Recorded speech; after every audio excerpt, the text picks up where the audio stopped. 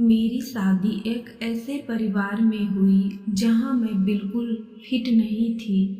ऐसा नहीं था कि मेरे ससुराल वाले बहुत अमीर और मैं गरीब परिवार से थी।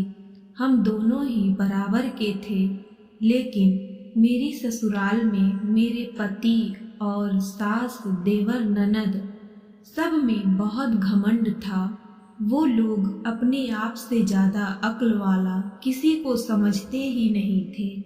इन्हें कोई भी अच्छा नहीं कहता था, लेकिन इनके मुंह पे कोई कहता नहीं था। चाहे कोई उनसे उम्र में बड़ा हो या छोटा, कोई मायने नहीं रखता था। अपने आप को बहुत सुंदर, दूसरे में कमी निकालना, दूसरे के ऊपर हंसना, हमेशा मुझे नीचा दिखाना, जो मन में आए मुझे बोल देना, और मैं चुपचाप सुनकर आंसू बहा लेती थी। क्या करती, 19 साल की थी जब मेरी शादी हुई। आज मेरी शादी को 18 साल हो गए हैं। क्योंकि मेरे संस्कार ऐसे नहीं थे कि मैं लड़ाई करूं, इनके हर बात का जवाब दूं। मैं डरती भी नहीं थी, लेकिन इज्जत करती थी। मेरे ससुर जी इस दुनिया में नहीं थे। मेरी शादी के पहले ही इस दुनिया से चले गए। इसलिए भी मैंने चुपचाप सब कुछ सहते रही। लेकिन इसका क्या मतलब निकाला? अगर कॉलोनी की आंटी मेरे सास से मेरी तारीफ कर दें, तो मेरी सास कहती कि मेरे दबा के रखने की वजह से है। मतलब चिट भी उनकी, पट भी उनकी। कोई किसी को कितना दबा के रख सकता है? मेरी कहीं भी कोई राय या कुछ पूछना हो, किसी के शामिल नहीं किया जाता था। मैं बस सबके लिए अच्छे अच्छे पकवान बनाने के लिए और सेवा करने के लिए थी। मेरी 2 ननद थी।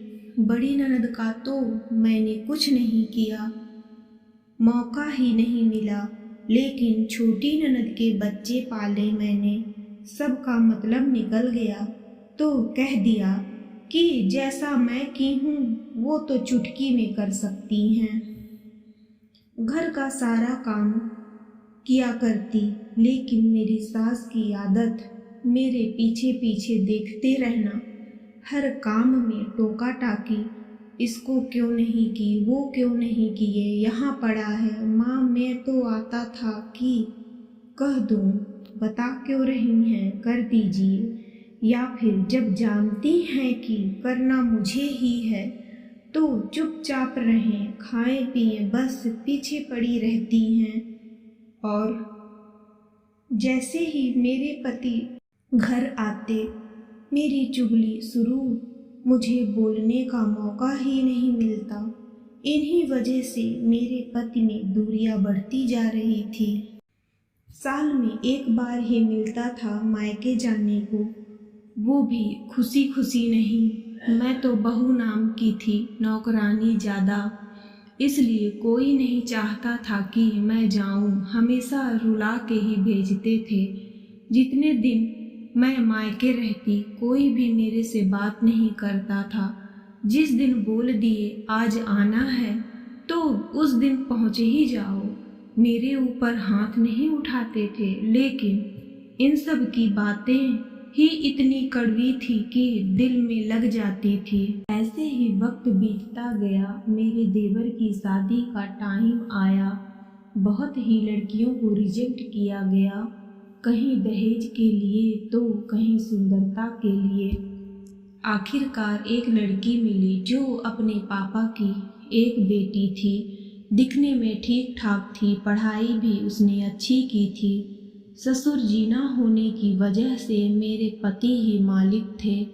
सब शादी फिक्स हो गई, लेकिन कुछ ही समय बाद जिस लड़की से शादी होने वाली थी, उसके बारे में कुछ लोगों ने ऐसी बातें बताई जिससे मेरे पति ने साफ कह दिया, हम वहाँ शादी नहीं करेंगे। लेकिन मेरे देवर, ननद और सासू माँ जिद पे थे कि वही करना है। मेरे देवर बहुत कुछ कहने लगे। पति घर से बाहर रहते, लेकिन मैंने कोई बात नहीं बताई। मैंने अपने तरफ से अपने पति को समझाया, जिसे जिंदगी बितानी है फैसला उसे करने दीजिए। अगर वो खुद करना चाह रहे हैं तो आप पीछे क्यों पड़े हैं, करने दीजिए शादी। कल को अगर आपके भाई कुछ गलत कदम उठा लिए तो फिर क्या करेंगे। और अगर ये शादी नहीं होती है, जिस लड़की से भी होती है, अगर शादी के बाद पता चलता है कि लड़की सही नहीं है, फिर आप क्या करेंगे। इसीलिए अपने ऊपर कलंक मत लीजिए। जिसे शादी करनी है, जब वो नहीं मान रहे तो कोई हक नहीं कुछ कहने का, हो जाने दीजिए शादी। फिर मेरे देवर की शादी होती है, सब धूमधाम से, बहुत सारा दहेज, सभी बहुत खुश थे सिवाय मेरे पति के। लेकिन इससे किसी को कोई फर्क नहीं पड़ रहा था। उस दिन से माँ और भाई से मेरे पति ना के बराबर बात करते। मेरे पति को एहसास हुआ कि बुरा लगता है तो कैसा फील होता है। अब मेरे पति मेरे साथ बहुत अच्छे से रहते हैं। मेरी सास मेरे ही साथ ज़्यादा रहती हैं, कभी कभी देवर के साथ भी रहती हैं, क्योंकि देवरानी पढ़ी लिखी है, इसलिए ज़्यादा काम काज नहीं जानती और हम ठहरे अनपढ़। जो करना चाहता है वो हर हाल में करता है, जिसे नहीं करना उसके पास बहुत बहाने हैं। एक बहू का जो फर्ज है वो निभा रही हूँ मैं। कहते हैं ताली एक हाथ से नहीं बजती, लेकिन कहीं कहीं कहावतें भी झूठी पड़ जाती हैं। किसी की हिम्मत नहीं होती कि कोई उसका अपमान करे। पति का सपोर्ट ही पत्नी का मान सम्मान बढ़ाता है। क्यों बहू को लोग अच्छा करने पर भी उसके साथ ऐसा व्यवहार करते हैं। एक औरत को तभी इज्जत मिलती है जब उसका पति उसके साथ होता है। तब किसी की हिम्मत नहीं होती कि कोई उसका अपमान करे।